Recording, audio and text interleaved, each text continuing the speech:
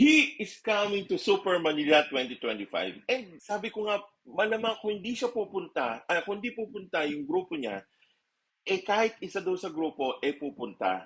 Tama yung nala ko, tama yung iniisip ko. So sino ba ito sinasabi ko? Panoorin mo tong video na to para sa detalye.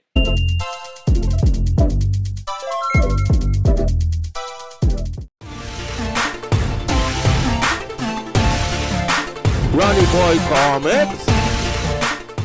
I'm mga fellow collectors, Ronnie Boy here, and this is Ronnie Boy Comics. Bago ako sabihin ko sino yung pupunta, meron akong dalawang bagay na sabi ko mangyayari to sa mga susunod na taon. Una, nung last year, unfortunately, hindi ako nakapagpasign kay Peach Momoko. Okay, this is Super Manila 2024, September of last year. Kaya ako gustong makapagpasign kay Peach Momoko na din kasi meron siyang nirelease that time na wave na print. Limited print lang, limited copies. So sabi ko gusto magpasign, kaya lang hindi ako nakapagpasign because ang habahan ng pila talaga. Sabi ko, sa dami ng tao, una, malamang sa malamang, and hoping ako na bumalik si Peach Momoko the following year o sa mga susunod na taon. Pangalawa, ang ganda kasi ng printout niya. So sabi ko, yung printout niya ni Wave, cover material siya sa isang comic book. Most likely ito gagawin tong cover. And then pagdating ng 2025, in-announce na isa siya sa mga variant covers ng Dooms Division number 1. So sabi ko, eto na. Babalita talaga to. Kasi meron na siyang ginawa ng cover yung ginawa ng variant cover yung kanyang print. Pagdating ng announcements, isa-isa na in-announce yung mga featured guests para sa Super Manila 2025. Biglang lumabas si Peach Momoko. So sabi ko, yun na nga. So magiging guest si Peach Momoko. And I'm very excited na babalik ko rin siya dito kasi alam ko maraming Pinoy fans na talagang pumila last year and this year I am pretty sure na ganun din yung mangyayari. Kaya kailangan talaga maaga sa Super Manila. And shoutout nga pala tayo kay Sir Jerome. Ayan, kasi si Peach Momoko pala, meron din siya sa MTG Magic the Gathering Magic Cards. Isa yan sa for sure papapirmahan niya kay Peach Momoko. Yung pangalawa, eto na. Kanina, umaga, today is September 4th. And ano oras na ba ngayon? 7:39. Nung binuksan ko yung FB ko, unang-una nakita ko yung update na to. So, eto na yun yung sinasabi ko na pupunta siya sa Super Manila. Si Ellie Buendia pupunta for the signing of Eraserheads Combo on the Run number 1.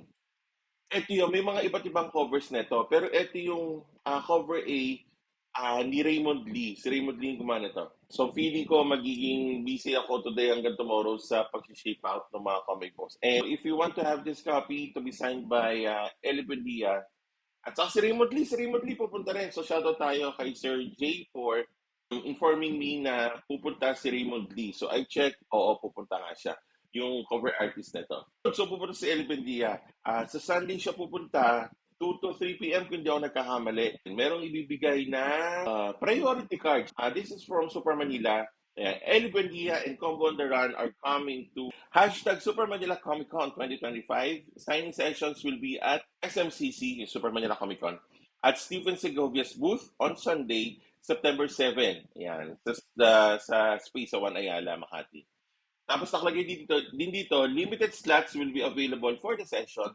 Priority cards will be distributed starting 11 a.m. at the Stub Hub outside Artist Hall number 1. Signing will be strictly for the Combo on the Run comics and prints only. No exemption. So kung may mga posters kayo ni Eraserheads o ni Ellie Buendia, nung mga nakaraan pa, hindi. Kasi magko-concentrate lang sila doon sa Combo on the Run, this one, comic book, and prints only. So yung prints ng Combo on the Run, magkakaroon siya ng poster dito, nitong number 1 issue na to. And yun lang yung sinasabi nila na pwedeng isign ni Ellie Buendia. Please note, there's no committed start time for the line. Priority cards simply secure your slot. So signing schedule, Sunday, September 7, 2 to 3 p.m. only. Ito yung pinag-usapan din namin last time na parang sabi ko nga, kung hindi buong banda yung pupunta, merong isa na pupunta dito sa event. And si Ellie Buendia pa yung pupunta.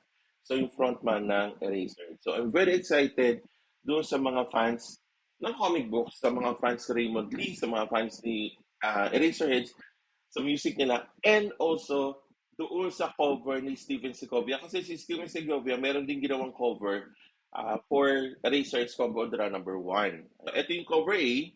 Meron pang isang cover. Isa to sa mga favorites ko. Ayan. Tapos meron ding ito,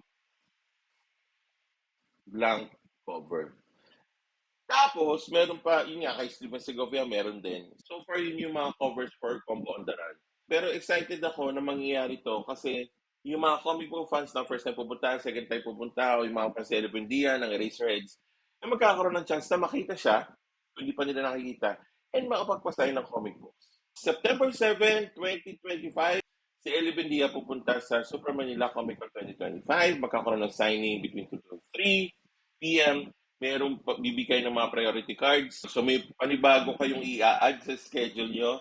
So sa mga nagawa na ng schedule and pupunta kayo ng September 7 sa day 2, doon sa mga fans ni Steven Segovia, ng IHES, ng music, eto na yung chance. And that's it for now mga collect. Please like and subscribe. Ingat po kayo palagi and as always, enjoy collecting comics.